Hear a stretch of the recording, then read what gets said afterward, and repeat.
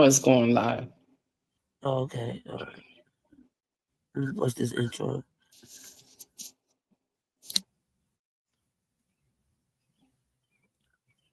Where is it? Oh shit. This stuff is different. This is crazy. Yeah, I just got a notification that you went live. This stuff is so different now. Literally, like. It ain't too much different.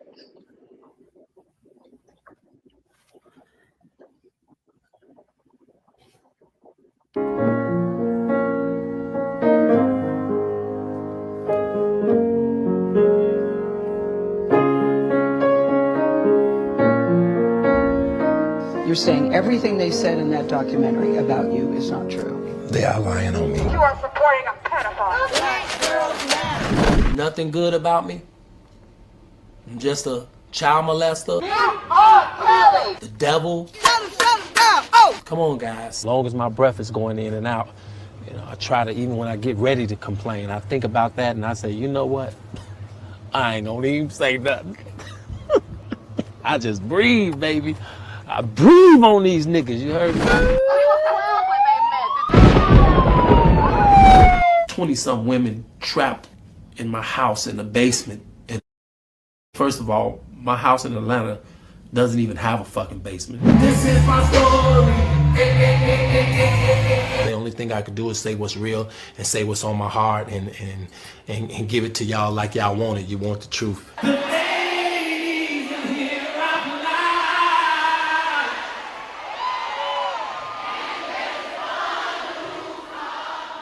You ain't even got an education. You didn't even graduate from high school. You don't even really read, you know, and all of this old shit they told me. And I started believing that shit, man.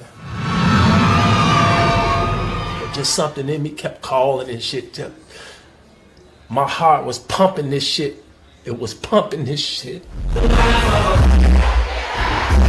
Hey fans, how y'all doing? It's your boy Kels. I love y'all. Thanks for supporting me for the last 30 years of my career.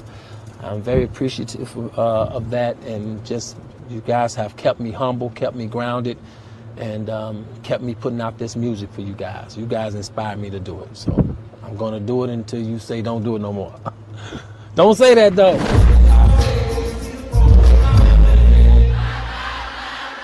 If I met your daughter and I took your daughter out and she was of age, what the fuck am I gonna do? Everybody, put your hands to the sky. You ain't got no money? Shit.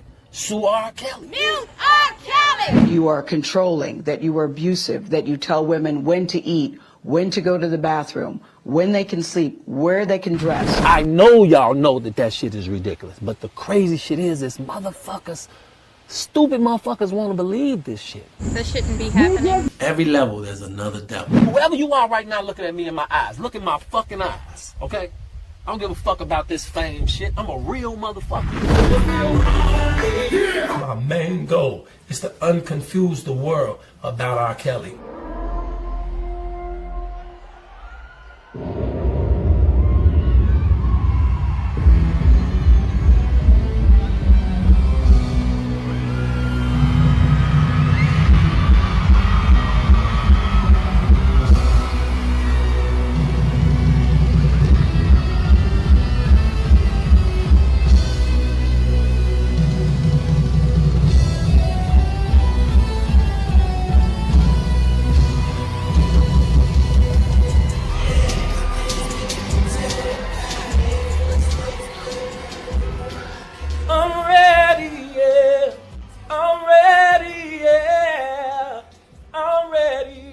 Say what I feel, keep it real, say what I feel. You don't know me. You ain't never been in my house. You ain't never been in my bedroom. So you cannot judge me. Purses that cost more than cars. They may not be the couple or type of relationship that you would endorse, but they aren't married, so it wasn't polygamy. They weren't breaking any laws. They all bought into it. They were consenting adults. And he also went in on these Jane Does. He first said that Kelly always asked any women that he was around, and we did hear that through testimony, how old they were when meeting him. And he says that Kelly vehemently denies having sex with Jane Doe number 4, called her a stalker, a groupie extraordinaire. And he said that Jane Doe number 5, who is someone who has accused the defendant of getting with her when she was 17 years old, says that she had no skills and that living with Kelly was the best type of living that she ever had. And he also questioned Jane Doe number 3, the one who testified that Kelly kept her in a dark room for days, that her rape claims were unfounded because there was no police report or a rape kit. A lot of allegations, but it was clear that he knows this case very well, despite being someone who came into this case later in the prosecution and the continuing of this case. But I think a very compelling job from the defense when you compare the two closing arguments. I'll start with you. Your reaction to what we heard from the jury today in that note. You know, I don't know why the jury is taking so long to render a verdict in this case. You know, you got to be clear on what Rkelly is being charged with. He's not being charged with statutory rape. Everyone says, oh, he's having sex with young girls or underage girls. He's not being charged with statutory rape. He's not being charged with forceful rape. He's being charged with racketeering, which says that the only reason he has a music career, not because he likes music, the only reason he makes albums and tours is to entice women to have sex with them. That is what a criminal organization is, and it has to be the sole purpose. And he's also charged with violations of the Mann Act. The Mann Act was a group of legislation from 1911 or 10 that was used to prosecute black men for dating white women. One of the famous people who was prosecuted for that was Jack Johnson, the first black heavyweight champion in the world, for having a white girlfriend and driving her across state lines that he was convicted of. And now they've resurrected the Mann Act and are charging Rkelly with it. So I know people think, yes, he's been with underage women. He may have even drugged them and raped them, but he's not being charged with any of those crimes. He's not being charged with rape of an intoxicated person. He's being charged with racketeering, running a criminal organization. The basis for his music career and his touring was to entice women to have sex with him. And that is an easy question for a jury to answer. There's no evidence that that is the sole reason that he does music. You know, I mean, we didn't indict Hugh Hefner to say that the sole reason he ran the Playboy Mansion was to entice women to have sex with him. So I really think this is a witch hunt. You know what? But I think that was the reason Hugh Hefner set that whole thing up. Bernarda Villalona, your thoughts about the note sent out by the jury? So it was a note that I expected. I just didn't expect it so quick. I'm glad, actually, that the exhibits weren't sent back to the jury as soon as they started deliberating, because that note gave us some insight as to what they're focusing on now at the beginning of their deliberations, and that being Sonia's testimony, Jane Doe number 3, as well as that letter about Jane Doe number 5. Specifically about that letter, what insight it gives us is that the jury has some pause about the credibility about Jane Doe number 5 as to, did this really happen? You did send a letter that, well, not sent a letter, but you wrote a letter that he treats you with the utmost respect, that there's nothing going on here. And it goes to the theme that the defense had, that, look, these ladies here, you heard of the show Surviving Rkelly, but instead what you have here is surviving off of Rkelly, and that this case is full of lies, full of greed, people that want to make money off of Rkelly, but that none of this is true. There was some consensual relations. You may think that it's not normal. It may not be your cup of tea, may be too kinky for you, but guess what? That's just how Rkelly got down, and that's how these ladies wanted to get down with them.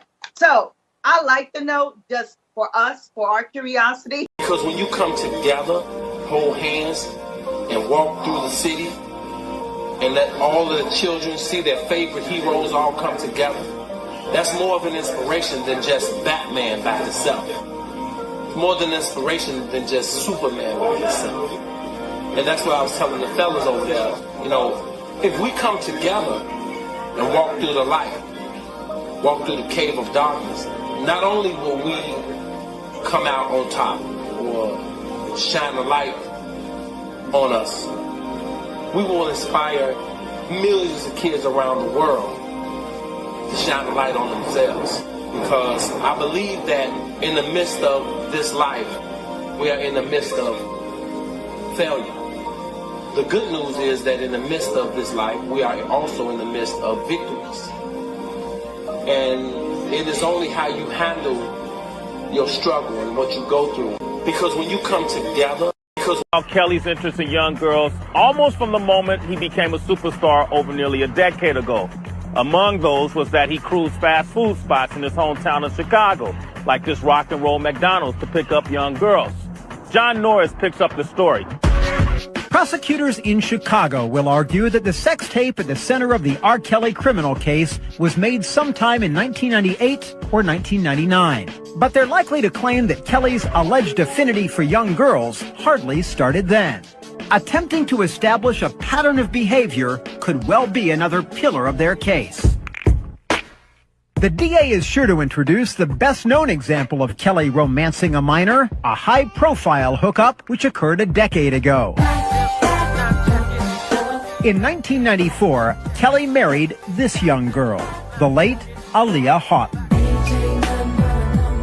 Though the singer was just 15 years old at the time, Kelly claimed she was 18 on the marriage certificate. Was there any truth to your marriage, or was that just... Well, I will answer the question for people who want to know I am not married. Were you ever, or...? Well, I'm not going to really add fuel to the fire. With the intervention of her parents, the Aaliyah marriage was soon annulled. That was a whole nother situation, a whole nother time. It was a whole nother thing. And I'm sure that people also know that. Prosecutors may contend that far from being a unique situation, the Aaliyah relationship was consistent with a pattern of Kelly sexually exploiting young females harboring dreams of stardom. 1991. That's the year when, according to a civil suit filed years later, Kelly began having sex with a 15-year-old student after visiting her choir class at Chicago's Kenwood Academy. 1998. The R&B singer is accused in a second civil suit of picking up another high school student. She was 16 and on a prom date at that rock and roll McDonald's. A year later, the suit says, Kelly got her pregnant and then coerced her to have an abortion. 2000. Then just 17, a former record company intern says that's when she met Kelly and began having sex with him. By April of 2002, only 2 months after the sex tape surfaced, all 3 women had filed civil suits against R. Kelly, claiming criminal sexual conduct. All reportedly settled their cases out of court, and all are on the prosecution's witness list. Attorney Susan Loggins represented them. I'm on that witness list as well, and they haven't made any contact whatsoever to arrange for the presence of our girls in the courtroom. It's likely that testimony from Loggins' clients would bolster the prosecution's case against R. Kelly, but it's unlikely that the jury will ever hear from them. A judge in a criminal trial will normally bar the jury from hearing anything regarding a civil suit settlement if the prosecution wants to bring it out. If the defense is smart, they are going to fight tooth and nail to keep that information out in front of this jury. Imagine if the jury hears that on at least 2 separate other occasions he has settled lawsuits with women who claim that he had sex with them when they were underage. That is powerful evidence to suggest if he's done it before, he's doing it again.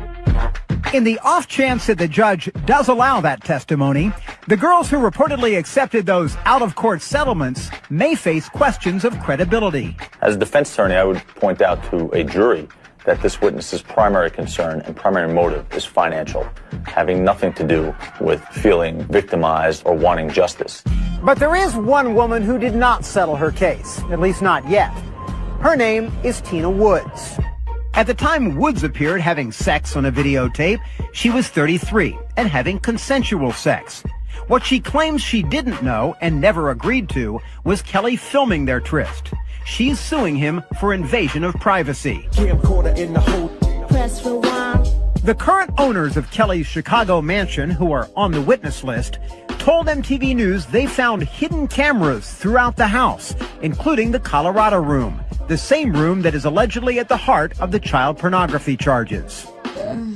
For that reason, the prosecution could be expected to use both Tina Wood's testimony as well as statements from the current owners of the Kelly mansion to try and establish R. Kelly's alleged habit of documenting his sexual affairs.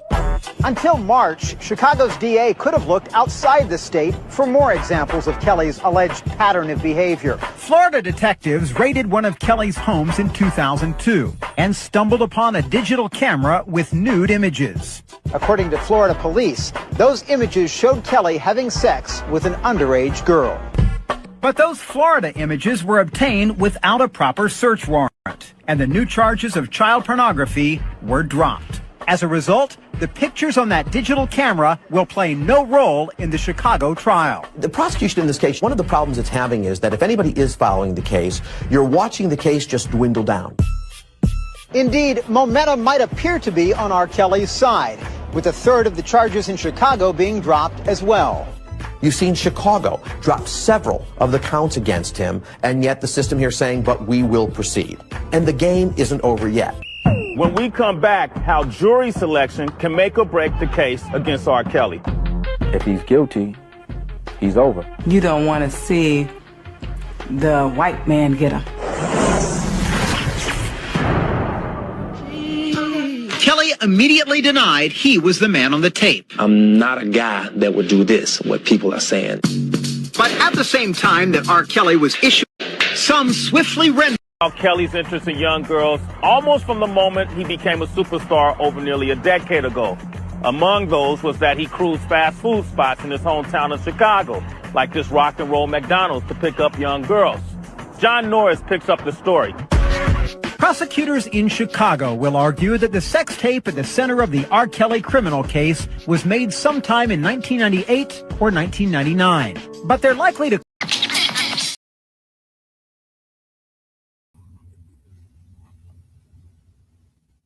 have the opportunity to really journal because I couldn't even be true to my journal or my diary. So it was difficult to confront a lot of things that I had compartmentalized.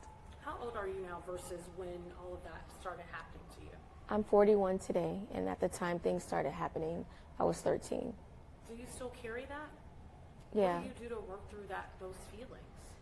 Just forgiving myself, just really, a lot of prayer, a lot of deep thought, talking to friends and family, and surrounding myself by positive energy. Do you remember where you were and how you first met R. Kelly?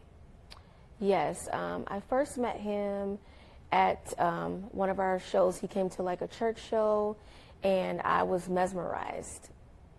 Because you wanted to be a singer, a star. What were your aspirations? I was in a singing group at the time, very popular overseas.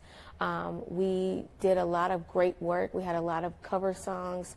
So, Robert and I had a lot in common.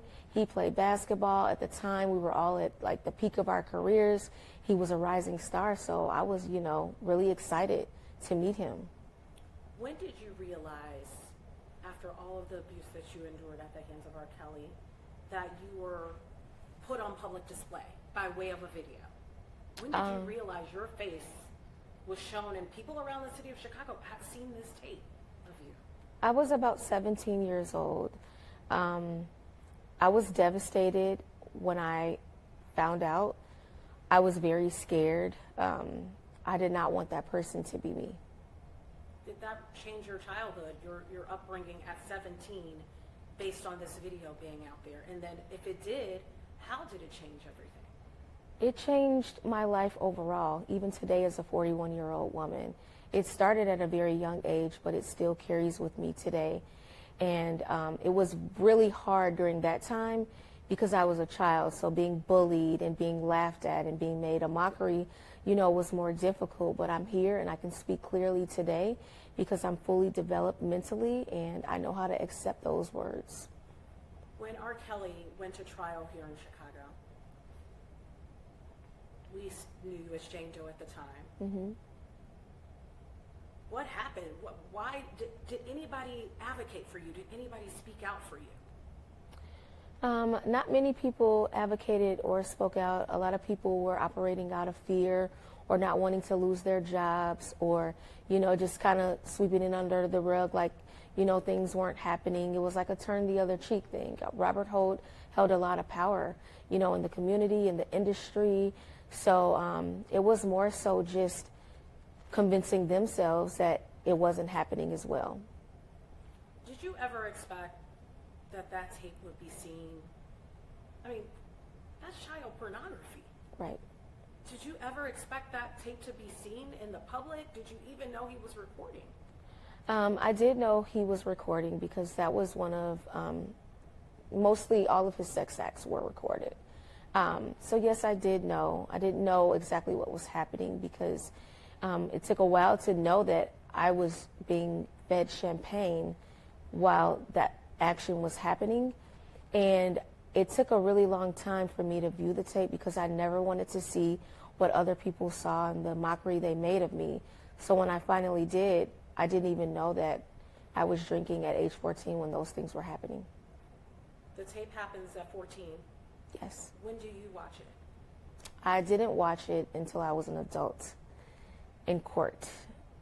I had to view the tape to identify myself and to be able to fully testify. And are we talking about the last court situation that Rkelly had? Yes.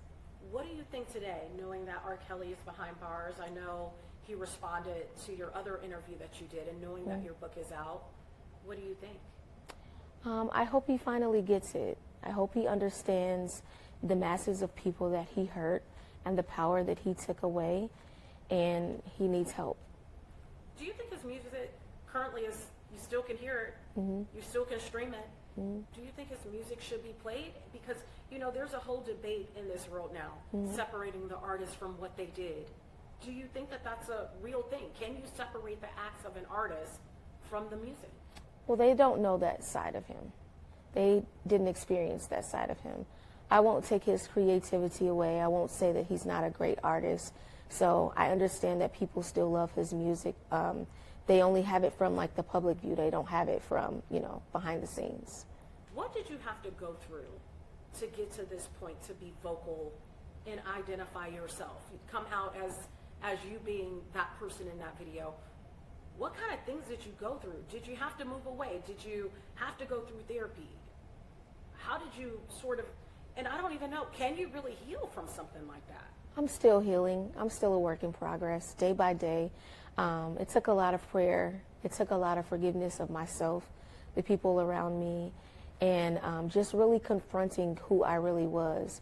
Once I knew how to take the blame back for myself and understand I was 14 and this person was 18 years older than me, I no longer blamed myself. You know, when you become a mom and a parent, you see things differently, and there's no way that that should have happened to me.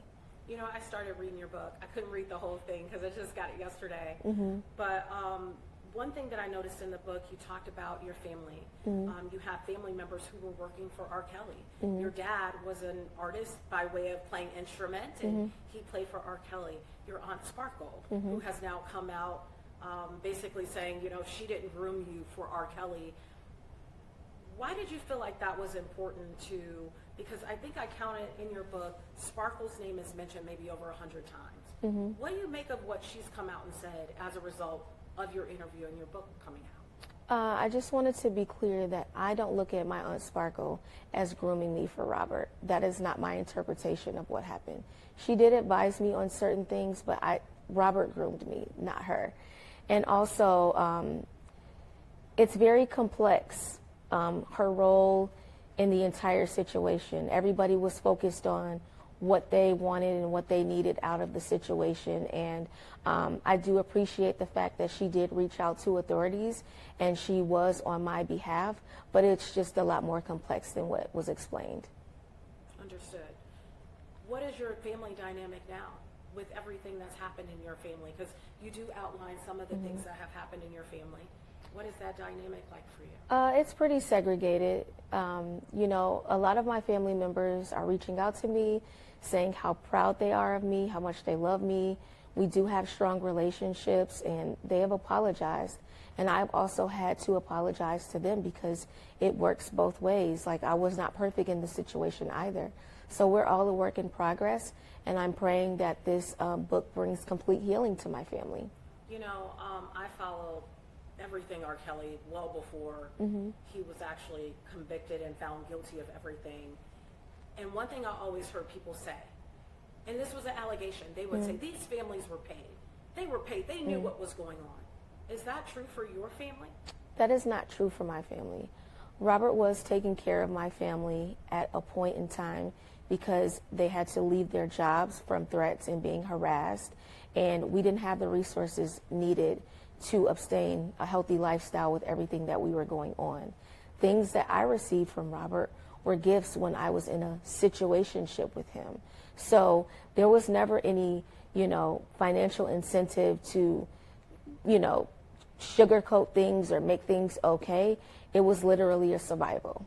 What made you come out now? There never would have been a good time. But as an adult woman, as a mother, it was very important to me to not live in shame or hurt and just turn my pain into purpose. Why are you getting emotional? What are you feeling? I have the opportunity to really journal because I couldn't even be true to my journal or my diary. So it was difficult to confront a lot of things that I had compartmentalized. How old are you now versus when all of that started happening to you? I'm 41 today, and at the time things started happening, I was 13. Do you still carry that? Yeah. What do you do to work through those feelings? Just forgiving myself, just really, a lot of prayer, a lot of deep thought, talking to friends and family, and surrounding myself by positive energy. Do you remember where you were and how you first met Rkelly? Yes, I first met him at one of our shows. He came to like a church show, and I was mesmerized. Because you wanted to be a singer, a star. What were your aspirations? I was in a singing group at the time, very popular overseas. We did a lot of great work. We had a lot of cover songs. So, Robert and I had a lot in common. He played basketball at the time. We were all at like the peak of our careers. He was a rising star, so I was, really excited to meet him. When did you realize, after all of the abuse that you endured at the hands of Rkelly, that you were put on public display?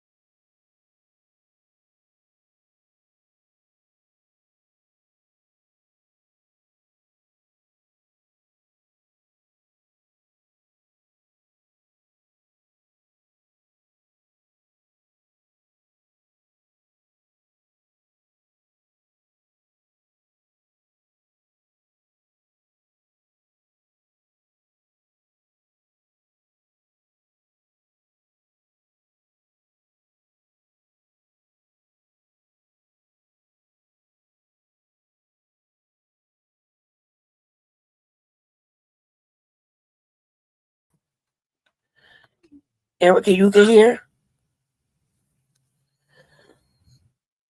Yeah, I can hear you now. Okay. Hey, everybody. I'm sorry, y'all. This sound thing is, we trying to get it together. StreamYard, I think somebody else bought the company. So it's like all these new features, y'all, and I haven't been on here in over a year and a half. So as I went live, I'm just learning about all these features on the front of the scenes or behind. So hey Shannon, hey Thelma, hey Stephanie. I hope everybody is doing well. I hope everybody is let's see. Yeah, everybody is well and doing great.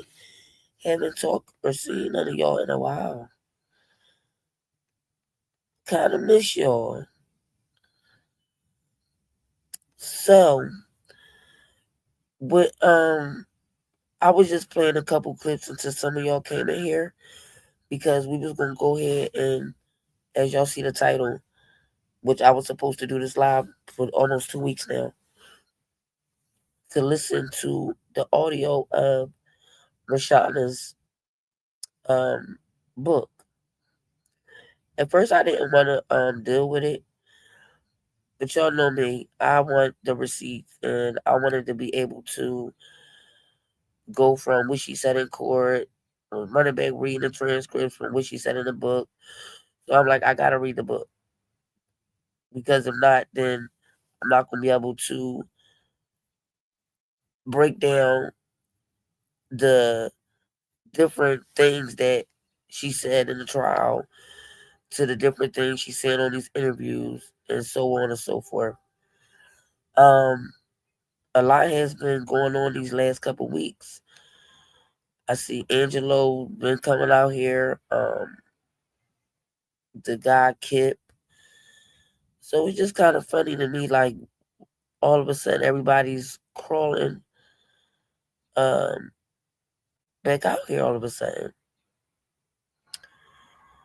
while Robert is still suffering, while these people still is infatuated with this man, when yet their whole thing was to put this man in jail and get him away from their daughters, but for some reason he's still living rent free in these people's minds. I don't get it. You would think these people have moved on with their lives and living it up and wouldn't want nothing close to Rkelly or Robert, anything near them or their families. But for some reason, again, he's living rent free in their head. It's been, what, 6 years? So that's what I said, Shannon. I don't get it. I really don't. And I just feel like, again, a lot of these individuals need to be in jail because they sex trafficked their blood, their children, their daughters, while lying, manipulating ages, and mothers acting like they're the daughters, and fathers a part of the manipulation, lying to schools and lying to a whole group of strangers that they don't know, making it seem like their children were victims when these people were opportunists. And like I said, and I will never change, that Rkelly was the victim. Rkelly was the victim, and they all preyed on that man.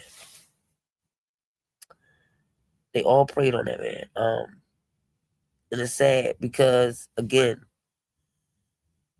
when you look back and see all of the lies and the manipulation and the parents dealing with some of the alleged victims, and Angelo with the trying to tie Robert to Michael Williams, Cash Jones' cousin, with this whole fire thing, knowing damn well Cash and her cousin had something to do with burning that house up. But they tried to tie Robert to that. The Don Russell thing, like all these individuals who could have just mind their business, went on about their business, and wouldn't even cases wouldn't even blew up the way they did. But people wanted to insert themselves and wanted to be seen and wanted attention, and all the way to the point that like the Don Russell thing that blew up and got out of hand, which should have never did. Michael Williams, I can't think of the other guy who also inserted himself, contacted Azriel. Now, with this book with Reshona, she named so many people in this book who was around, down to producers, engineers, family members, who she's claiming all of these people seen her for decades. All these people knew she was around. And what I can't seem to understand is how Drea is not getting no type of nothing. Like, So I have a question, Jazz. So if she's naming all these people in her book that was around and condoned all this and this, that, how come none of them are facing charges too? Because if cracking down on sex trafficking and minors and all this stuff. you breaking up, sis.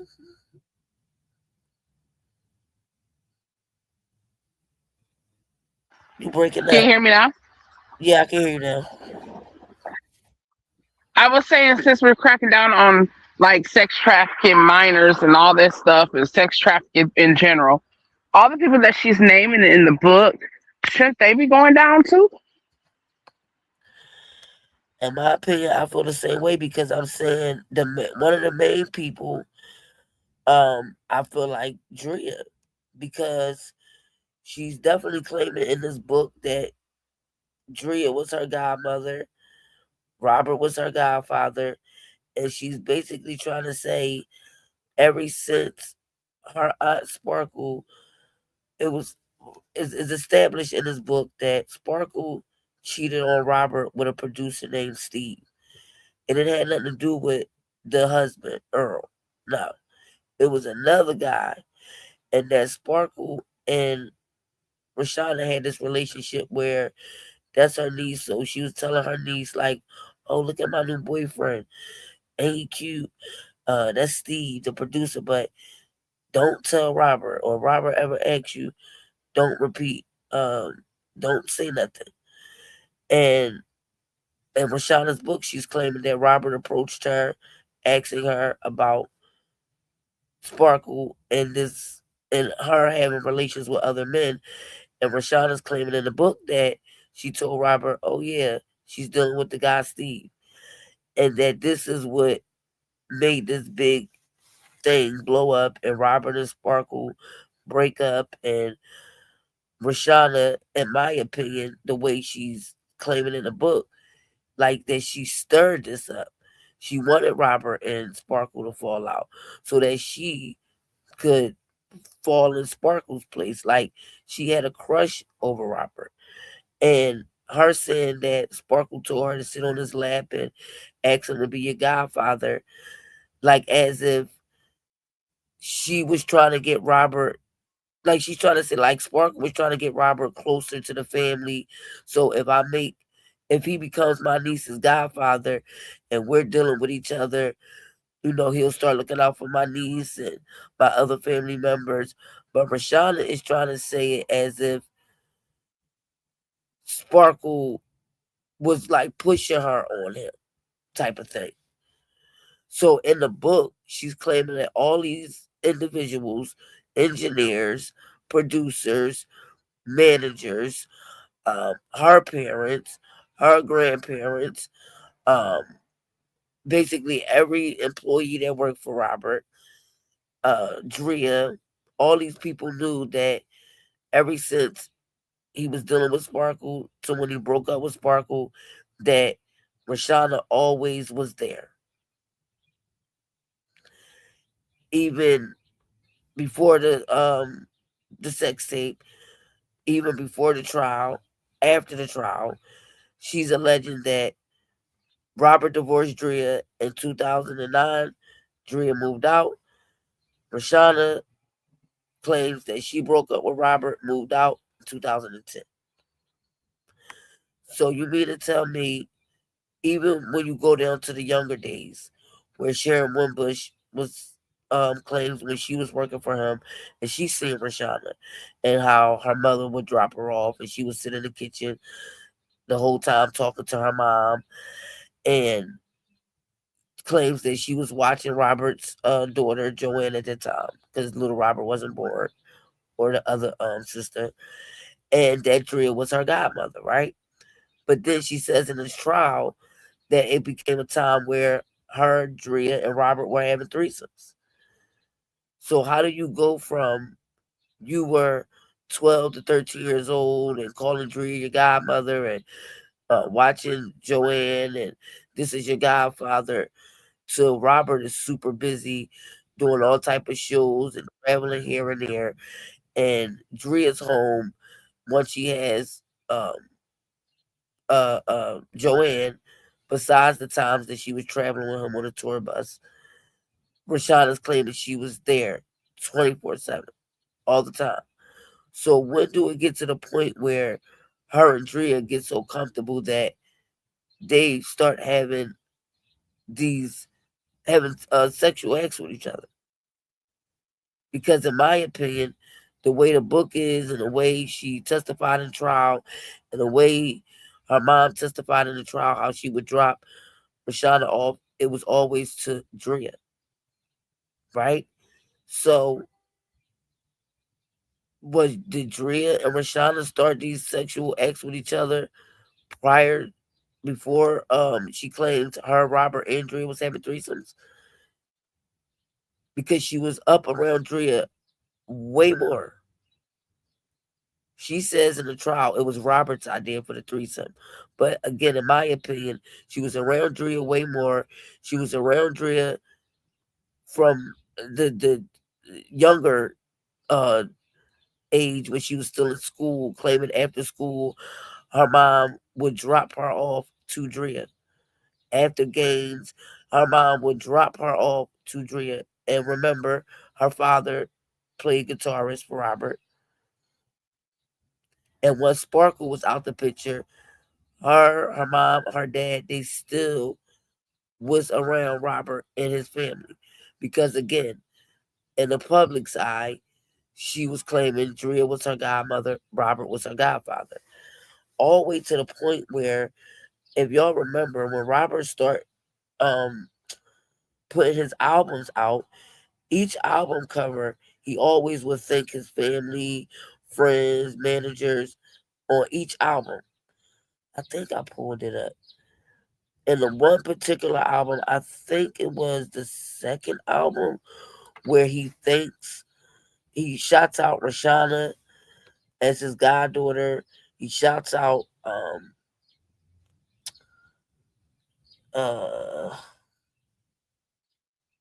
I think, let me see, it might not be in this one. I know I have it though. I think that was the second album, because he shouts out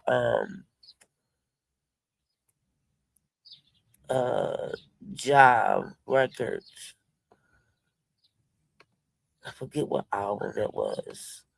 But again, for him to boldly put that on the back of the album cover, shout out to this person, that person, my kids, and he's shouting out Reshona as goddaughter. You don't shout out Sparkle. I don't think he shouts out Reshona's mom. It specifically says shout out to my goddaughter Reshona. So again, she says in the book that she don't blame her parents because Robert was so powerful in the industry in Chicago, And like basically they didn't have no other way to survive financially but him. So like she feels like her parents did what they had to do with dealing with this powerful man. And the only thing she blames her father for, she feels like her dad didn't fight for her the way he should have. And she believes that her dad was scared of Robert, intimidated by him. Even though they were only 2 years of age difference, she says in the book that she thinks her dad was scared of Robert. And that he did not fight for her the way she would have liked him to fight for her. And you're going to hear that when I play this audio of the book. Because everybody says, oh, well, if our father found out that allegedly Robert urinated on his daughter or did all these things to his daughter, what father would still work for him decades after that? And doesn't make any sense. Well, her excuse, because of people saying those things, is she believes her dad was scared of Robert. Yep. And that her dad made a comment about his mother and grandmother dealing with his grandfather. Huh? I have a question on that. So if you're saying you're mad at your dad because you claim that he didn't fight hard enough for you and stuff, but what about your mom? But you see what I'm saying? Like you had two parents. So why did the other parent just say something? Well, she And claims then for that two, why did you wait for so long to come and reveal yourself and say you did this and that? Like, why did you have to wait 20 plus years? Like, all this stuff does, I don't know. Okay. you know But I that it came digress. out. I go back. Finish. You know it came out in court. Jennifer Bajin exposed that Reshona's mother was allegedly having sex with Robert as well, and that she was going down to the studio by herself, without her husband, without her daughter, late night hours. Her mother claims that she was going down there to talk to Robert to get advice about her shoe business. But this is like again to my question. If we're cracking down on sex trafficking and child this and child that, how come everybody else that's involved didn't get no time, this and that? They shouldn't get no immunity. Exactly. Because again, if they want to say, oh, Robert is disabled and he has dyslexia and he doesn't have a mind of a 50-year-old and this, that, they want to use all of that, right? And did y'all manipulate this man because this man couldn't read or write? And that's what I'm saying. Do you act like, okay, if he says he's been in the studio and it's documented that he be in the studio almost 24, etc. hours and this and that, and he plays basketball and he does concerts and touring, when did he have time to do all this stuff on top of it? And you know that he was very he did the same thing. Like if you wanted to catch Robert at a gas station or like anywhere in Chicago, this is why people used to see him a lot, because he had the same routine. Studio, 20 to 24, I'm gonna say 15 to 20 hours. Basketball, sleep during the day, back to the studio at night. He had the same routine. He went to the same places. And this is why it was so easy for a lot of them to manipulate him and steal and everything, because again, he didn't switch up his play things he did and all of that. And this is why a lot of the women used to say, oh, we were locked in the tour bus and all of this, because when they would come see him, he would be in the studio and they would willingly wait. They would wait inside the tour bus while he's And that's inside. nothing. So you're waiting on this man to come out to hope you get right the holler and stuff, the fame from him and the time to see him and stuff. But like, ain't that called groupies? which shows you ain't got nothing else to do or no life, that you willingly will sit in what you call it for 10 or 15 hours and don't eat nothing. Don't like, you can literally take your hand and open up the freaking tour bus and walk out of there. But you got to remember, a person like Lisa Van Allen, you moved to Chicago, you ain't got no car, you ain't got no banking account, you ain't got nothing. These women were literally putting their whole life in his hand. So of course you gotta wait till he's done making music in the studio. He's not gonna stop making music and his money because he gotta jump up because you want something to eat. But you chose to interfere and come in his life. I just think it's like funny, like everybody either comes to him or so-called bring them to him and all that stuff. Like, so where's them people at getting charges and going to jail too? Like, I'm just saying, if we're cracking down on one person and he's the mastermind, well, we need everybody. When a lot of them would say, "Oh, a security guard came and gave me the number at the concert," but they won't tell you who was the security guard, what was his name, what he looked like. Only we heard of Bubba regarding Holly, and Reshona's going to bring up Blackie, if I'm not mistaken. No, I'm sorry. Lisa Van Allen brings up Blackie at the Home Alone video shoot, claiming he approached her, saying that Robert wanted to talk to her. But everybody from after 2008 all just says, "Oh, a security guard came up to me." Oh, what was security guard? We need to start exposing this if this is what's going on and happening. Like, I mean, I'm just saying, if it's sex trafficking and stuff, nobody should get immunity. Nobody. Especially with the minor. Robert shouldn't be the only one in jail. Right. I mean, that's all I'm saying is we got to go by the law. Nobody should get immunity. Because they basically saying we don't care about nobody else. We just want Robert. Immunity. Basically, the prosecutors were saying we don't care about nobody else. We just want Robert. So if all of y'all pile up and tell that he made y'all do this, and everybody come and say, "I was scared of him," then we'll put everything on him. All the employees, everybody can get off. Even to the point that Reshona, her mother, lied to multiple authorities, lied at a grand jury, because now you're claiming that this was you on the tape. Now you're claiming that even when Sparkle called child services out there, she's going to talk about that in the book, that they told child services, "No, that's my godfather. He would never do nothing like that to me." And she's going to make it very clear in this book that Sparkle was the one who put this tape out. And like I said regarding the tape, if it's child porn, then she should be going to jail. Exactly. If this is allegedly supposed to be that you're claiming now it's you at 14 years old, how was the whole city of Chicago able to have this copy of this tape on every corner selling it, online selling it?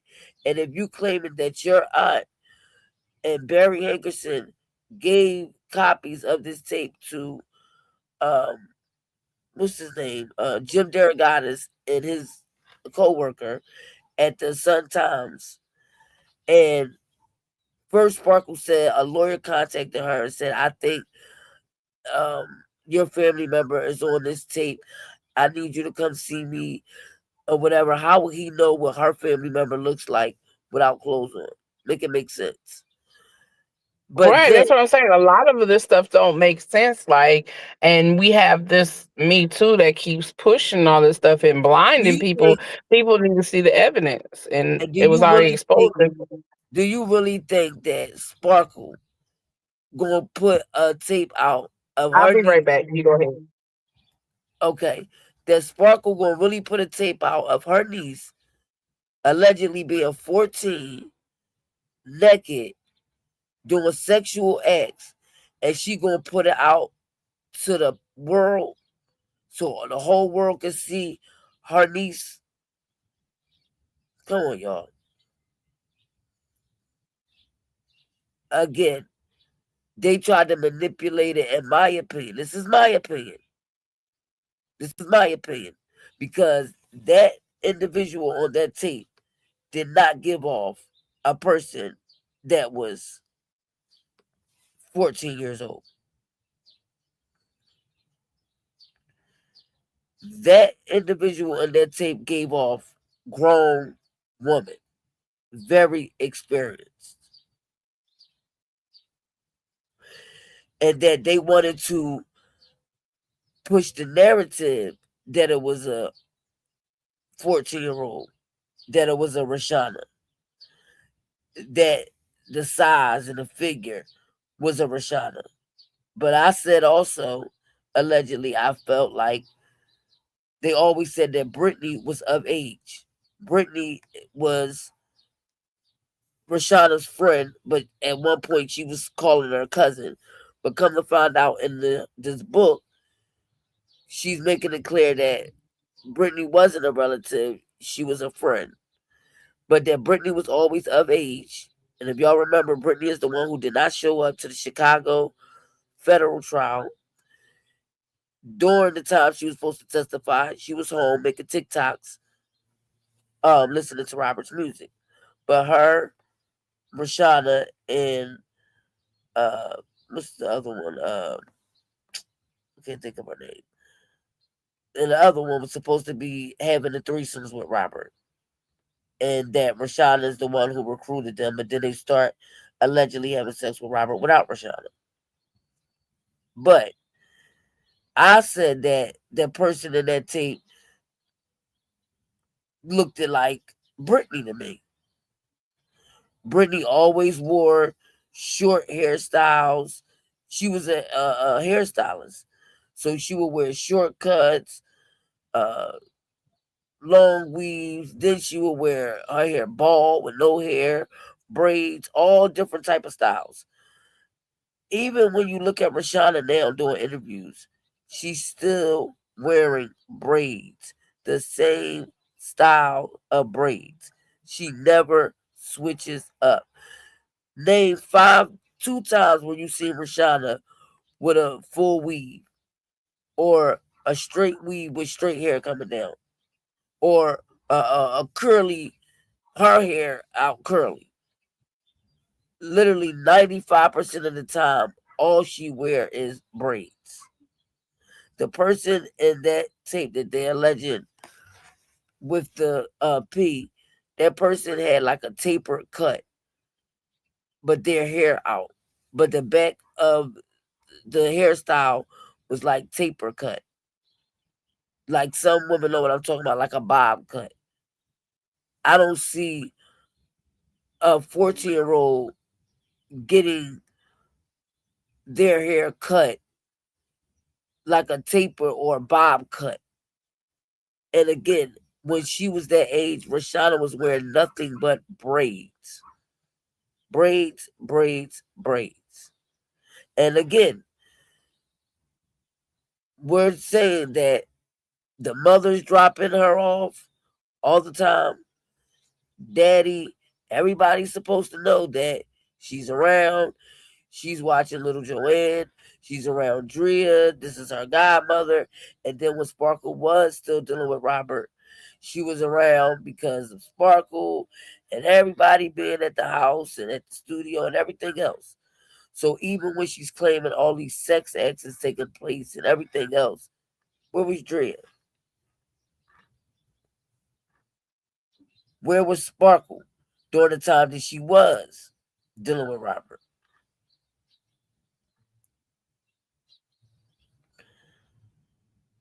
You mean to tell me that, again, Drea could just get away with not even talking about what Reshona said in the trial about them having these threesomes. Like, Drea didn't even respond. Sparkle responded while Reshona was testifying. Drea didn't even respond. And this is why the prosecutors didn't even bring Drea or Sparkle to testify.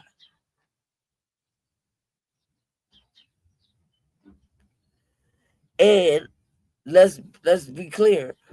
Reshona also admits that she had these threesomes with these females and that she was going out and recruiting females. So basically, of course, trying to say that this is what Robert wanted, but said that she was kissing on females in school and rubbing on their breasts and all that. So basically saying that she had a thing for females too, right? But of course, she said because this is what Robert wanted. But that's another thing, right? A lot of these females were already sexually active before dealing with Robert. A lot of them already was having threesomes and having sex with other females, liking women, bisexual, whatever you want to call it, right? And that's why I said a lot of the times that Reshona's claiming that her mother was dropping her off to Drea and that her and Drea, she's going to talk about in the book, they will go shopping together and how they were able to just get in the car and just ride around and go this place, that place. Like I was saying for years, we always seen Drea in Chicago back then, never hiding, seeing her at this mall, this store, this outlet. And it was never no, oh, she's locked in the mansion, can't never go nowhere. No. And Reshona is going to mention in the book her riding around with Drea and they shopping and doing this and that and the third. And again, a lot of the times that she was around her, did her and Drea start having these sexual acts with each other before she's claiming her, Robert, and Drea was having these threesomes? Because Drea was already having sex with women and doing threesomes. She was engaged to a whole nother man when she was working for Robert as a dancer. And multiple people said that they seen Drea on a bus having doing sexual acts with other women and Robert. You think that Drea got her spot to be a wife from her sitting around being Miss Goody Two Shoes when all these other women are throwing their vaginas at Robert and at concerts, taking off their bra, their panties, and everything else? And you think that Drea didn't do 10 times more than that to become the wife? Or I accept this, that, and the third to become the wife? She didn't say to Robert, oh, you marry me, you can't deal with no other women, no more, no threesomes, no flirting with other women. That make it make sense. She became the wife because she accepted anything goes. In my opinion, allegedly, this is why Robert was okay with marrying her.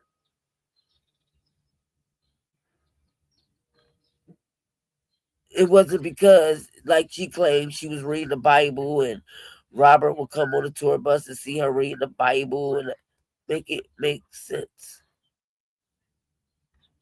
I forget the young lady name who was in the trial in Chicago that Robert was found not guilty for her because she lied all these decades and said that she joined the internship and Robert came to the show when she was underage and found out Robert didn't even go to that expo event until a whole another year later. They didn't even have the documentation of her being an intern with Sony. All lies, right? But she testified in court that Drea approached her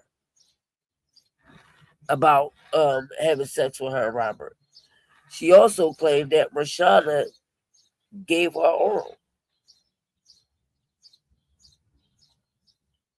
But Reshona's claiming she don't know her. Same thing with Lisa Van Allen.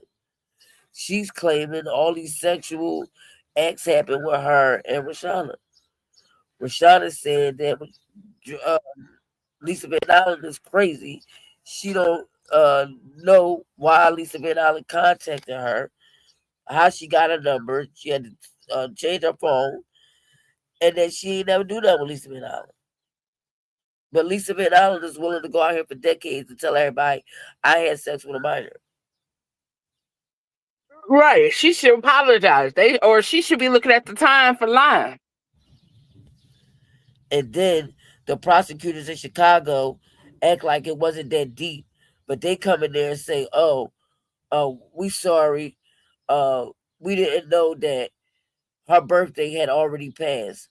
So the Home Alone video, Lisa Van Allen thought she was underage, but no, she was already over 18. No. We been knew this. But for y'all to bring this in the Chicago trial, soon as she hit the stand, like it wasn't nothing, when this lady went around for decades and decades claiming she was a minor, when we all see her in a Home Alone video with that glass in her hand drinking, that was an alcoholic beverage. That wasn't cranberry juice. Oh, I thought it was cold around that time. So that's why I thought that I was underage then. But so now, where is the outrage that you wasn't underage, you was over 18, but you out here saying that you was having sex with Reshona and she was under 16? So are you admitting now that you was having sex with Reshona and you were grown, Lisa Van Allen? Because you told all of us it didn't matter that you had sex with Reshona because you were a minor and she was too. But the prosecutors knew the whole time that you were grown.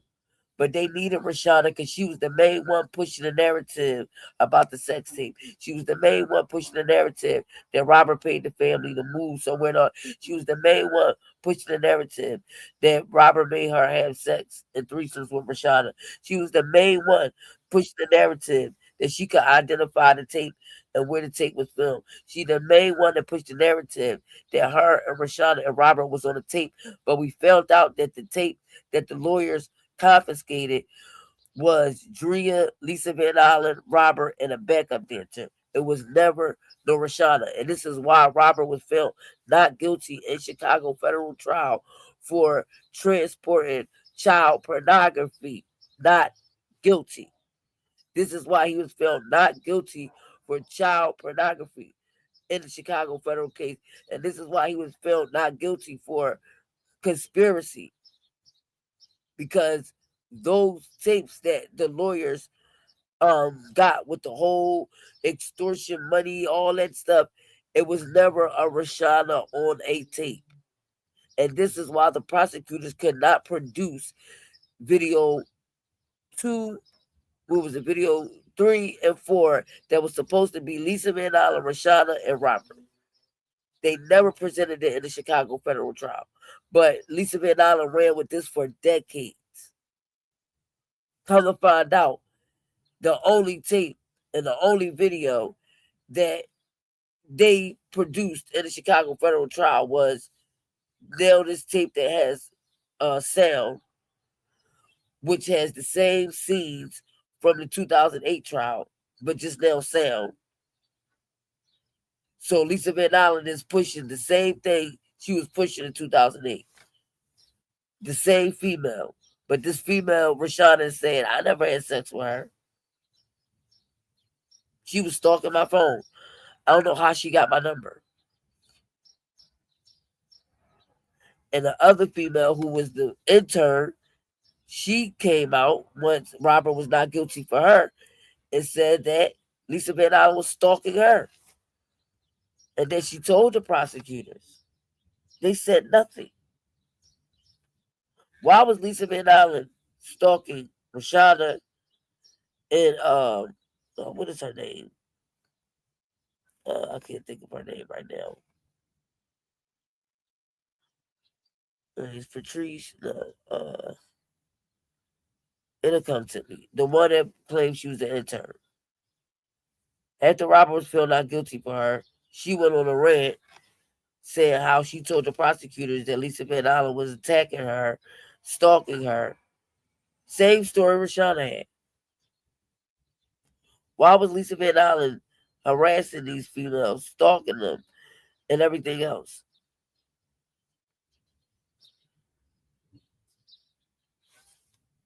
Because just like the rest of them, they wanted to be the only one. Exactly. And she had to say auntie grooming her niece. Exactly. And mama. And astrology. So I'm gonna go ahead and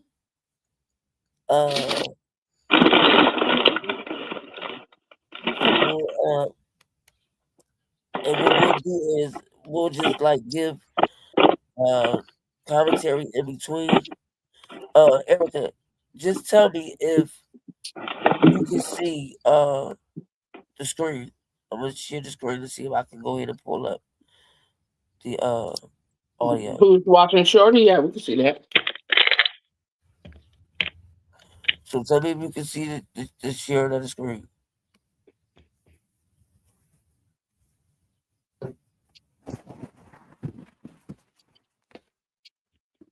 You heard me? Yeah, we're just seeing the background where so you'll her see book, her and Rob. All right. So do you see me share the screen? No. Bro.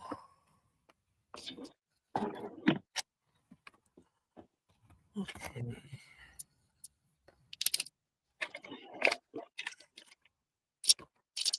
Hey, Shannon. Hey, Astrology Mind. Astrology. I can't even talk this morning. Okay, I'm gonna do it again. Oh, you know what? I think I gotta make sure that this is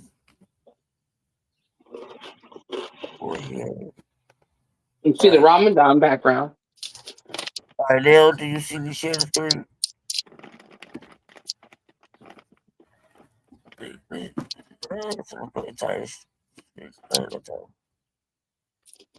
Also, share system audio. System audio.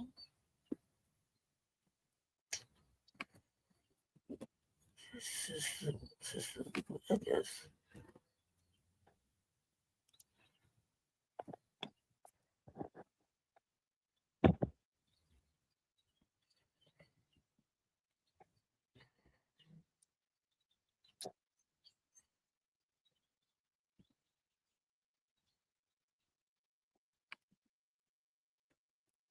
Can you see the screen?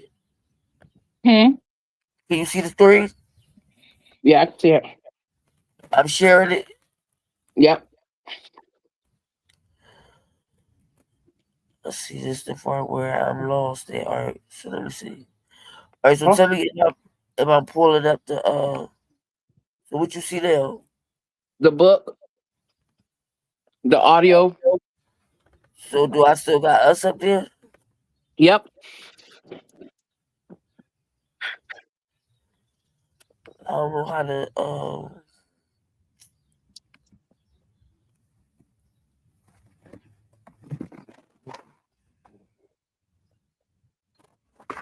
can you still see? Yep. What I'm supposed to like split it?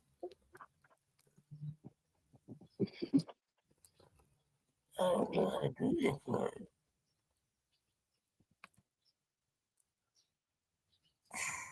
Yeah, we can still see it. All right, but I was just trying to put just the book. All right, what about now? Yeah, we still see it. So is it just the book on the screen, or I still got the whole StreamYard and stuff too? And the whole StreamYard and stuff. So how do I get just the book? Okay, I guess I gotta do it this way. All right, now I got it. Yeah. Oh no. All right. Okay. I'm gonna start now with the prelude. Tell me if you can hear it.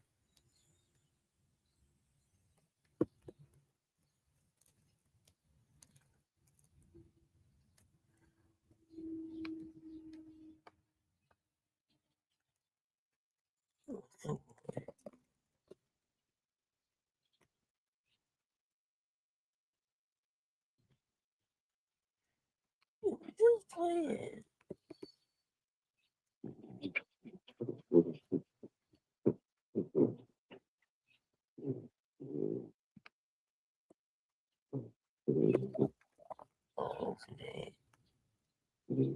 Yeah, sorry if y'all hear that grunting and stuff. It's my dog. I have a Frenchie. Yeah, my Yorkie, he sleep. He's gonna be super loud once he wake up. She snores and grunts, and boy, she sound like a whole grown man. That's what Rocco do too. Okay, it's the error occurred. See, it's the book. Let's close this window and try again. All right. See, it's the other stuff. Like, why you got act up there? All right, so how do I do this? All right, let's see. Welcome, everyone. It's been a long time.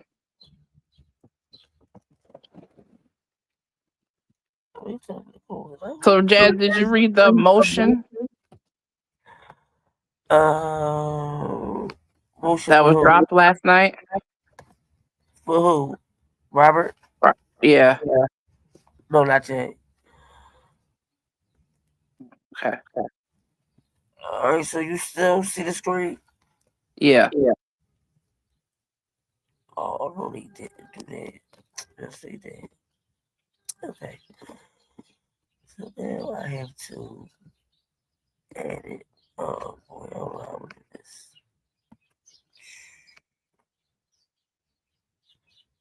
Wow. All right. Let me see. Yeah, we see the Just Jazz with your picture. So you see the me. open chat. You see And me then typing. see you. Yeah, we see you typing. Website? Yeah. Boy, I gotta close that out. Come back. I'll make sure you don't spill no information now. That's what I'm saying. I don't know how to. That's why I said, wait a minute. How you do it? No, that's gonna cut off live. I think that cut off your stream right there, not the live though. Okay, so I will move that like that. So Okay, so now we just see us. Okay, so whatever you got to do in the back. Yeah, we don't need to be showing no information. Unwanted information, at least. Hey, little Matt, how are you? Oh, Who said hey, Matt. Jack? Hey. Hey, little man. Ain't see you in a while. All right. And then you know what's crazy too? Now she's the best. They got her already bestseller. Are people really buying this book? Oh yeah. And see, I knew, and she's I forget the lady name, but the lady who was also claiming to be a victim, she's the one who helped her release the book. Right. Drew Dickerson or whatever her name is. Yeah. You can tell she has a team by her. Even the interviews, you can tell they're scripted. Like you can tell they already probably sent them the questions that they wanted to ask, because all her answers is like on cue.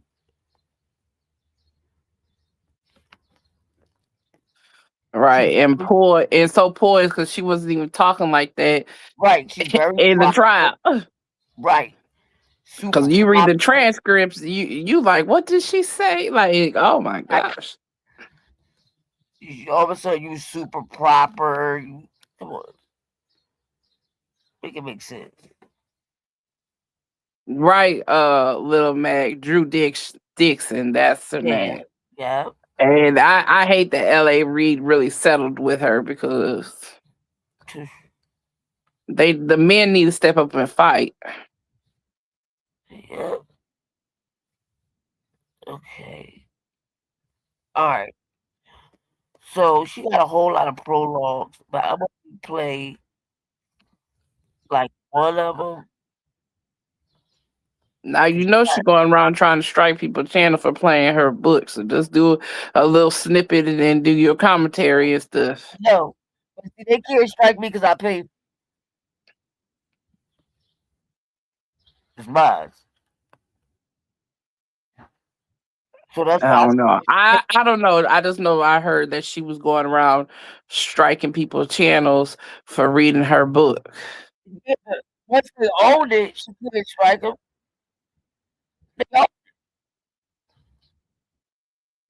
I think she can strike them if they're using the copyrighted material, but they ain't purchased it. Mm. You know, how you gonna strike somebody that owned it? I heard that they took down a whole channel that was playing her videos. That's what I seen on the news. That they banned the whole YouTuber who was playing and they called it child pornography. The same lady who interviewed her, that interviewed Don Russell. Right, that's I forgot her name, Tia something. Yeah. Because she's doing the Romika Blackman case, Romika Meeks case. Oh, okay, I didn't know that. Okay, so I'm going back to the tab again. Tell me if I'm doing it right. All right, we see it.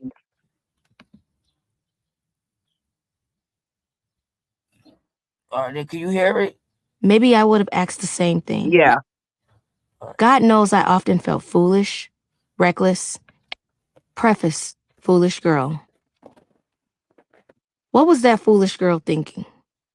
If my brain had not been such a tidal wave of conflicted emotions, shame, and hazy understanding of love for the grown man who defiled my child's body, maybe I would have asked the same thing.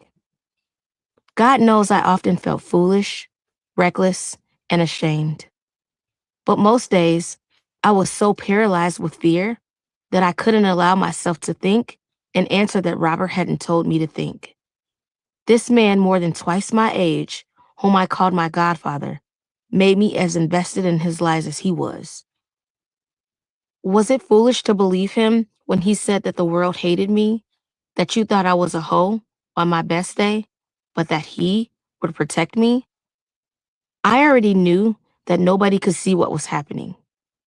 Or if you did, you surely didn't see it as a problem or blame Robert. I tell you, it's not easy being a girl, especially a Black girl. Shamed for our developing bodies, we're considered too foolish or too fast to keep ourselves outside the clutches of lecherous men. Men who our community puts on a pedestal despite their predatory behavior because of their great music, money, fame, looks, or street cred. And if shit happens, we girls are supposed to lick our wounds quietly and protect our violators' secrets as our own. Was I a fool to believe Robert when he said I made him love me so hard it hurt? How did I allow myself to get turned out by my godfather? Why didn't I muster the courage to drop a dime on him? After all, there are always plenty of folks milling around. From Robert's parade of bodyguards, cooks, chauffeurs, housekeepers, nannies, sound engineers, musicians, personal assistants, managers, and throngs of other hangers-on, to the revolving door of artists and celebrities who were stopping by. Y'all saw me there. I was always there. Maybe you looked without seeing. Maybe you saw without watching. Because if you were watching, You would have seen me seek his approval for every word that came out of my mouth. You would have noticed that all the things that used to matter to me no longer did. Maybe recognizing my pain would have forced you to unearth the secret of your own abuse and acknowledge your scars from poorly healed trauma. Perhaps you told yourself it was none of your business, that Rkelly was no better or worse than any other man in the music game, and I should have known better. That somebody else was supposed to check for Shorty because that was above your pay grade. So because I didn't starve myself of the heady diet of dopamine and adrenaline fed to me by the predator I thought was my lover, shrug. Everybody was looking after all, but nobody was watching. Not watching me, not watching the man who would cruise the rock and roll McDonald's looking for shapely black girls who seemed to have a point of vulnerability he could exploit. When Dave Chappelle's Piss on You skit aired in early 2003, it added insult to injury for 18-year-old me. Here I was, just a few months out from the trauma of the whole world, witnessing the disgusting things Robert Sylvester Kelly, Rkelly to you, did to me, and that he compelled me to vehemently deny. And now there was a whole Chappelle Show skit poking fun at my humiliation. I'm sure Chappelle would say that comedians make fun of inappropriate stuff all the time. And all of you who laughed at the punchline would argue you weren't laughing at me. But it didn't matter. The damage was done. Robert was so mad that his threats to me to keep me denying this ever happened often came in form of physical and psychological abuse. Ironically, any blows to the chin that Robert took when the shit hit the fan only got him bigger music sales from an even broader audience. And my ears were always burning from the crash jokes and clucking tongues of friends, neighbors, and church members talking about the girl who got herself peed on. Every now and then, some folks will feel sorry for that foolish girl. Some of you even cried foul. This was child pornography and statutory rape. But from where I stood, those voices were quickly drowned out by insults. That I was fast, a thirsty and foolhardy groupie, a gold digger, a Jezebel, and my family was riding the gravy train. Predators know how to find their prey. Robert hunted girls like me, girls with big dreams and naive minds who will believe the lies of a grown-ass man. As much as it sucks to say it, Robert the Predator found the right one in me. From the time I was 12, he fed me his lies, whether silver-tongued and sweet or soul-crushing and damning, until they became my own. Me. Robert is a devoted godfather teaching me the inner workings of the music business. Also me. Ours is a real but forbidden love. That is why it hurts and feels scary. I claim no more ownership of Robert's secrets and lies that contaminated my mind and deceived my heart. That means I've got to set the record straight. I know that those lies have made some folks mistrust me, and I get it. I can't force anyone to believe me.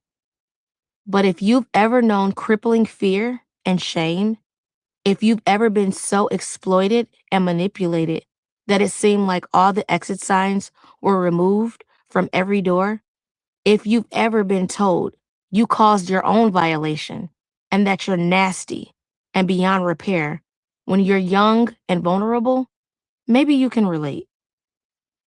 When I first started to write this book, I worried about how everyone whose name would be in it would feel.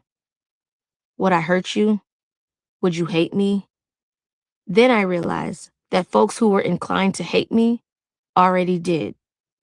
And those of you who branded me a liar are free to believe whatever you want about me. I can't live the rest of my existence trying to make everyone feel better about your role in my life. All I can do is tell the truth as I knew it then and as I know it now, and let the chips fall where they may. I have no desire to ruin folks' lives. God knows I've suffered enough under a man who didn't love me like he said he did and was willing to use me up to distract himself from his own demons. I don't wish that kind of misery on anyone, but my path to healing and wholeness means laying down the burden of other people's dishonesty. I refuse to compromise myself and pollute the truth so folks can save face. Embarrassment sucks, but it isn't the end of the story for any of us. As a full-grown woman, I've come to know a few things about human nature. I know that lots of times, humans don't operate with pure intentions. Sure, we want to help someone, but also we want to set the table for our own feast. We're angling for a foot in the door or on the ladder of success. We want bragging rights, access to the VIP room, recognition from friends and fans. And if we can't get those things for our own accomplishments, we'll settle for being close enough to the so-called greatness of others that we can grab some of their crumbs. Lots of folks wanted to rub shoulders with Rkelly. His R&B empire was so big that hundreds of people could feast on his crumbs. So people protected Robert from scrutiny. For his illiteracy, his cheating on his then wife, Andrea Kelly, and especially his sexual abuse of me, a whole bunch of women, girls, and the boy he called his little nephew. Robert was powerful enough to greenlight or bury folks in the music business. Plenty of people knew he was a snake, but since the business is full of snakes, they just decided to tread lightly. I'm not here to tell those stories or clear anyone's name, but I will not sidestep the hard truth about those people who lied for me and about me, or who encouraged me to lie to protect myself and others. Robert Sylvester Kelly groomed me to fill my mouth, mind, body, and spirit with the filth he fed me. I own the decisions I made, decisions born of warped understanding, fear, confusion, jealousy, and a misguided belief that on the other side of all the lies, there would be peace. I've come to realize that as long as the devil is getting the glory in your story, there will never be peace.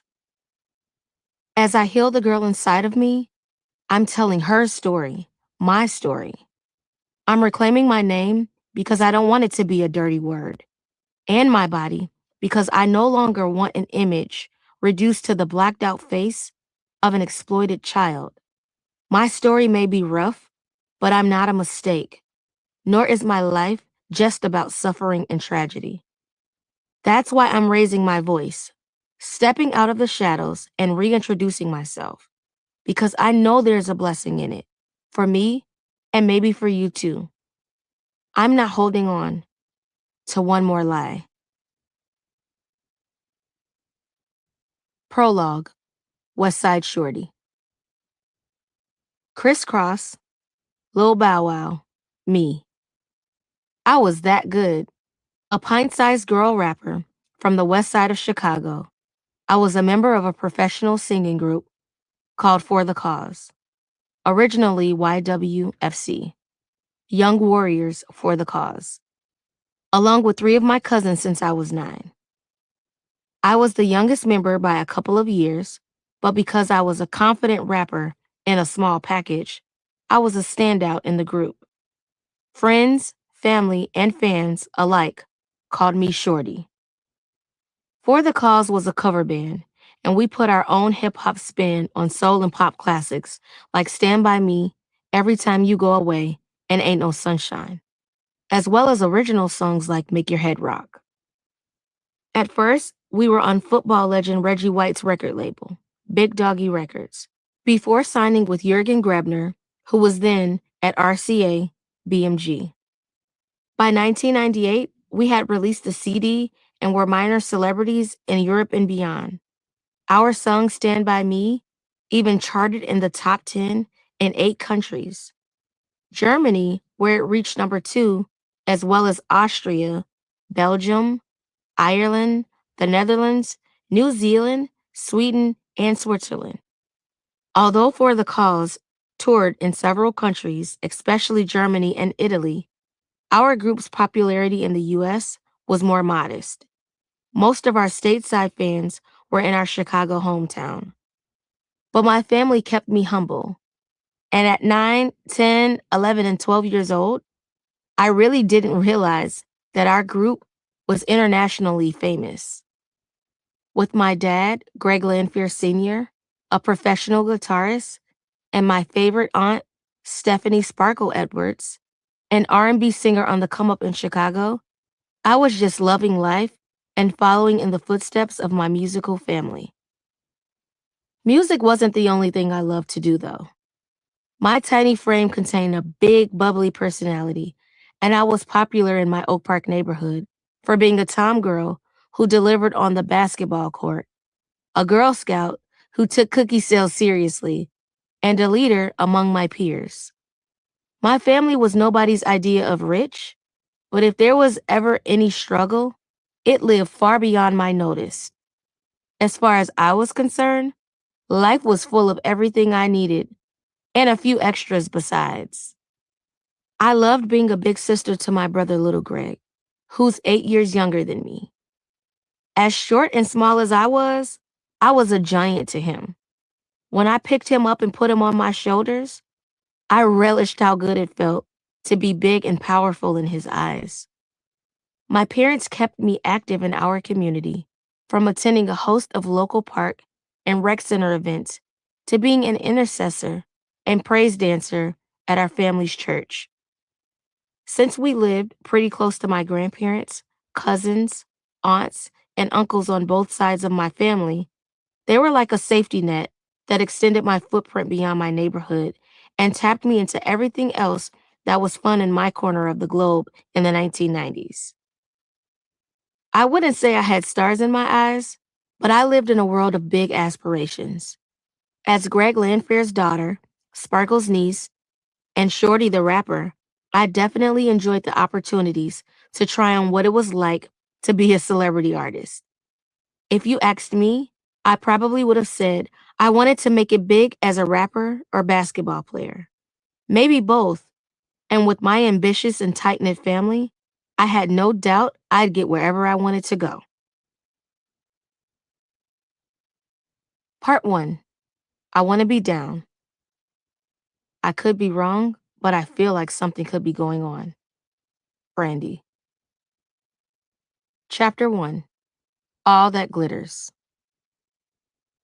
I don't know how it happened, but when I was 12, I was my Aunt Sparkle's mini best girlfriend. Or at least that's what it seemed like, and I felt special. She was known to the rest of the world as Sparkle, but to me, she was my beautiful, glamorous, and talented aunt.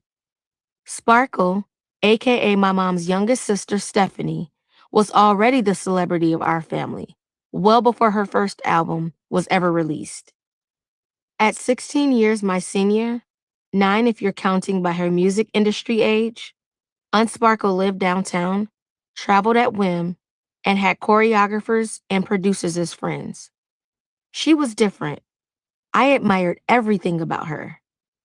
When I was very little, I remember I met the man who was then Aunt Sparkle's husband, Earl Robinson, of the R&B trio Public Announcement. The group became best known on the national scene for backing an up-and-coming Rkelly in the early 1990s. The day I met him at my grandmother's house, his combat boots, New Jack Swing outfit, and swagger told me he was big time, even before Aunt Sparkle introduced him. That was how she rolled, too. Hair laid, outfit on point, and her own swagger that made people take notice. At some point, Aunt Sparkle no longer had a husband, but what she told 12-year-old me confirmed she had her share of admirers and hadn't lost a step in her personal life. As I watched her get dressed to the nines for her various engagements, she would school me on topics that felt light years away, like the importance of staying ready for a sexual encounter by keeping my vagina on fleek. I twisted my face into a question mark. Aunt Sparkle stopped putting on her makeup. Reading my face, She sighed at the question I didn't ask. Joan, wouldn't it be easier to keep your head clean if you had no hair? I guess. I hunched my shoulders. And isn't it easier to see someone's lips if they don't have a beard? Yeah. It's the same with our vaginas, Joan. Even if you don't want to share yours with anyone just yet, you will one day. Just take my word on that. And that's not the time to learn how to keep her cute and sweet. She wrinkled her face. Best to stay ready so you don't have to get ready. Unsparkle tapped my nose with her manicured finger like she had made everything clear. Even as puzzled as I was over her advice, I was sure of one thing. My aunt was the big sister I never had, and her sensational life felt like a peek behind the veil of womanhood. She didn't say that our conversations were a secret, but I knew they weren't for public consumption either. So I kept her revelations to myself, mostly. Hearing her stories of sexual encounters with high-profile men and her various boyfriends in the music industry filled my imagination with PG-13 daydreams, but I didn't want to discourage her from sharing them. Aunt Sparkle knew things that seemed important for a future woman like me to know. Things like the intricacies of love and the mysteries of lying in bed with a man. Aunt Sparkle wasn't the only member of my family in the music business, of course, but she looked the part more than the rest of us. Yes, For the Cause had toured all over Europe, and my cousins and I had a blast attending the Stellar Awards and touring with Raymond Simone in 1996. And as a well-respected guitarist in the deep bench of Chicago talent, Dad gigged all around, playing everything from funk and R&B to gospel, jazz, and hip-hop, though he made his most regular paychecks playing for gospel artists at church productions. But it was Unsparkle who shined like new money as her star continued to rise in the R&B universe. She was a credited background vocalist on Aaliyah's 1994 double platinum debut album, Age Ain't Nothing But a Number, produced by Rkelly, who by then was killing the R&B game on the international stage. And 2 years later, Sparkle became Rkelly's next musical protege in the process of signing with his newly incorporated Rockland Records. Sparkle's self-titled album debuted in 1998 and went platinum. At 12, I didn't know much about the business side of my own group's recording contract, much less Sparkle's music deal. I was just excited for all of us. As a kid musician and favorite niece of my favorite aunt, I had a glimpse at the adult world of entertainment, but I was still very much a kid, and when I wasn't touring with my group, I was content to shoot hoops and hang out with my junior high school friends. I knew that I was a part of a talented musical family, of course, and that we all wanted to follow our gifts and talents wherever they would lead us. But the most important thing was I felt loved and supported by them, especially my Aunt Sparkle. It was the late fall or early winter of 1996 when my Aunt Sparkle cheered on my cousins and me at our For the Cause concert for the local Chicago crowd. She brought a guest, Rkelly. I had no way of knowing how Aunt Sparkle's unexpected guest would make my preteen life in Chicago and my musical aspirations clash and ultimately cancel each other out. I was just happy to take the stage in Chicago and amazed to meet Rkelly when I got off stage. Rkelly, a bona fide star. Rkelly who was everywhere and loved by everyone, especially here in Chicago. Of course I knew his music. Of course I admired him. Everyone did. I was excited to spot him at a Fred Hammond gospel concert at my church once. But this was on another level. Not only was my Aunt Sparkle Rkelly's protege, but now he was my group's newest and most famous fan. I know that some folks feel otherwise, but even now, I believe that Sparkle's initial intention in introducing Rkelly to my family came from a place of wanting to see us all win, like she was. And in Chicago in 1996, As a musical talent in a crowded field of hopefuls, you wanted to get as close to him as you could. I'm sure that's one reason why she connected to him as she did. He was a hit maker. He knew the sound folks couldn't get enough of. And he was still here in Chicago, making music when lots of folks would have set up shop in New York City or LA. It was like Chi-Town, my city was his muse. I wasn't thinking about any of that though.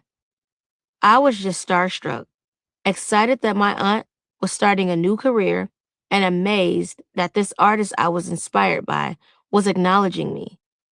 He said he was wowed by us, and especially wowed by me as the youngest and smallest member of the group. He made a point of singling me out, complimenting me on stage presence, and giving me constructive criticism about how to handle myself as a performer.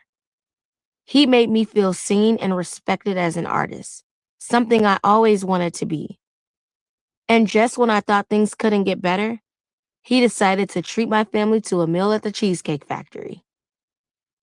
I can no longer remember all that we talked about at dinner, but it was the beginning of getting to know Rkelly the star as Robert Kelly the man. Since Unsparkle was working on music at Robert's studio, I started tagging along and hanging around the studio too.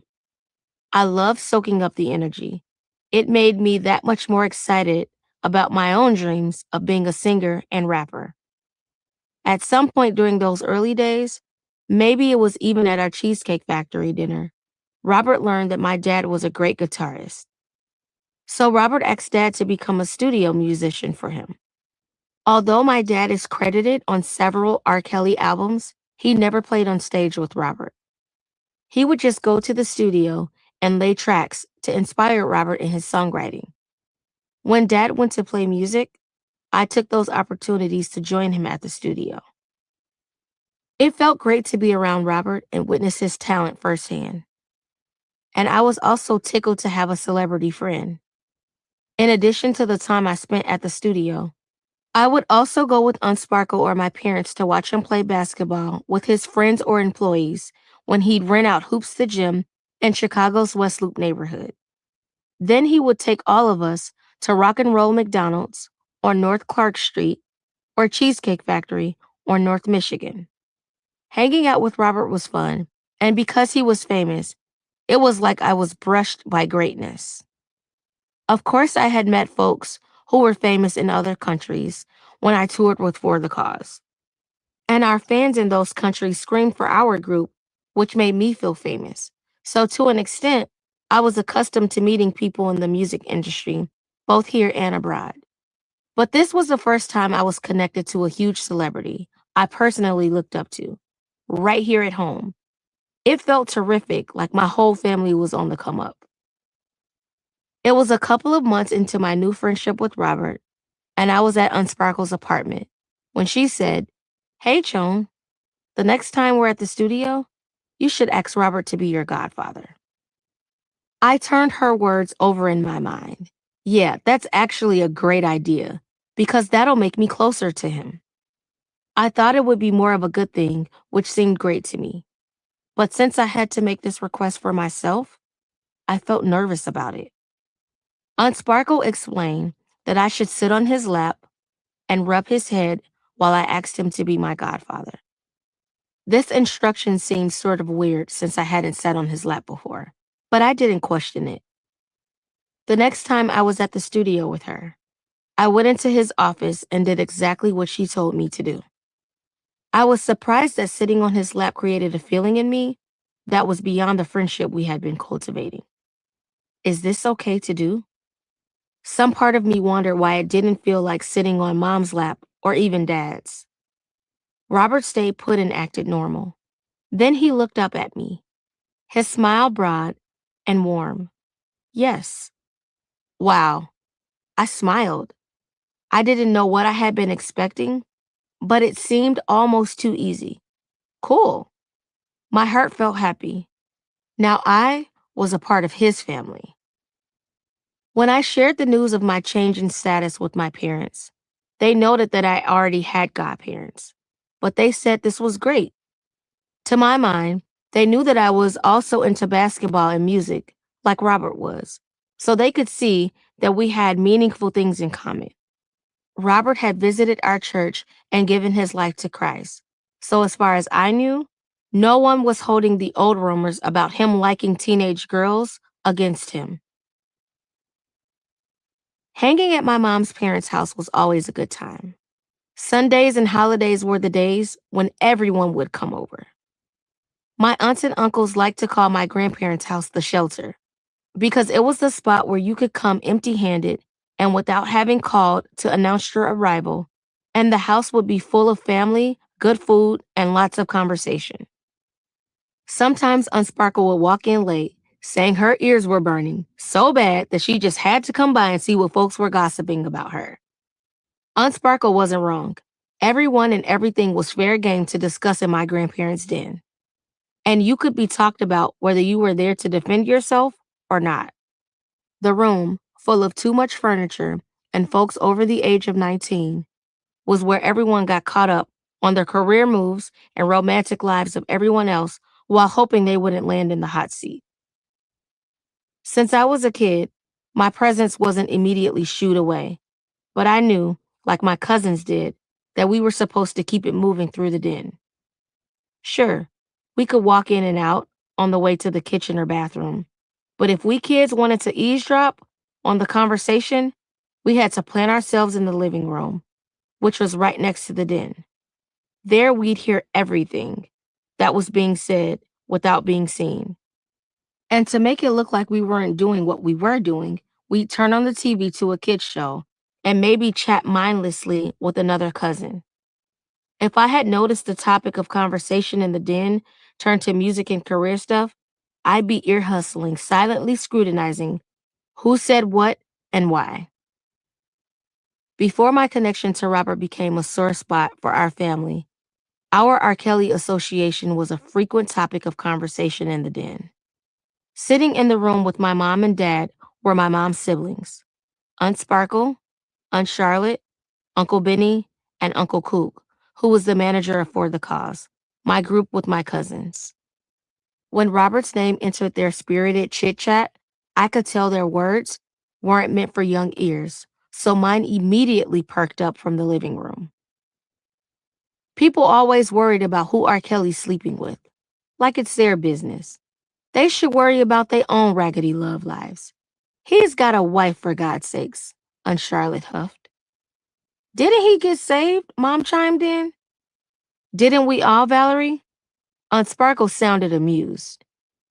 Well then, Mom said, let he who is without sin cast the first stone is all I gotta say about that. If God forgives and forgets, then why should anybody bring up rumors? That's my point, Aunt Charlotte responded. Aunt Sparkle laughed. Not exactly, Charlotte, but okay. Valerie, I think we're all grown enough to know that getting saved and staying saved are two very different things. She chuckled again. But you're right that there are rumors. This industry is full of haters. Uncle Cook spoke with authority. I'm sure Rkelly's got plenty. Uncle Benny's laugh boomed. What they say about crabs in a barrel? That's how folks are, especially if they ain't on a gravy train. Say that, Aunt Charlotte piped up. But that man has shown our family nothing but love, and it's surely not because y'all are rich, famous, or powerful. Speak for yourself, Aunt Sparkle joked. Oh, we forgot. Stephanie has already arrived. Mom was always quick with her replies. She chuckled. But seriously, what's wrong with being on the gravy train? The room went silent, and my stomach clenched from nervousness. Did my mom just say that out loud? Is that really how she feels? Then Mom laughed at her own question, and the rest of them joined in. Girl, I thought you were tripping for a minute, Aunt Sparkle responded. Look, I know that Rkelly is a lot of things, but one of those things is a musical genius who's making bank. I tell you what, I don't care if Rkelly wipes his ass with $100 bills, just as long as he ain't handing my family no shit sandwich. Then he'll have to deal with me. So handle your business, fam, and I'll deal with the rest. Uncle Benny responded more loudly than the others. Everyone was quiet. I guess they were digesting his meaning like I was. Dad broke the silence. Rob runs this town for sure. His voice was gravel. More than this town, Greg, Unsparkle answered. You know that like I do. That's why I had to put you on. Thank you. Of course. How could I keep my good fortune all to myself? Someone snapped to punctuate Unsparkle's words. I mean, Robert's like y'all's age, and he's already a legend. Unsparkle continued her thought. And his nose ain't stuck up in the clouds either, Uncharlotte added. It's really not, Mom agreed. Look, I was shocked when he became Reshona's godfather. I just didn't see that coming. But he's been a blessing to us. Dad finished Mom's thought. To our whole family, we're blessed to be a part of his short list of important people. I don't even know how that happened. That's what I'm saying, Greg. I'm not just singing background anymore. I'll have my own album on his label. And now that you're playing with him and you're getting your name out there in some different circles, it's like our family is finally building our own musical empire. What do you think I've been doing? Uncle Kook's voice was full of fake offense. Rkelly has made us his family, and I'm grateful.